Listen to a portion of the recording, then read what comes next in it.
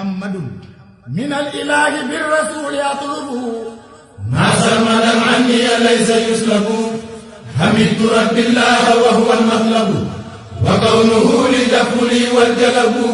su ko defee di nuyu dégg nga waa Kaolack gépp waaw di xamal ne dégg nga lu baax moom lu baax rek la kon mboolem ku di jullit jàppal ne dégg nga bis bii dégg nga ca nga bokk. ñu fonk bis bii nga xam ne moom la ñuy def fii ci Kaolack juróom-ñaari fan ci weer wi muy alxames ji di ñëw rek incha allah.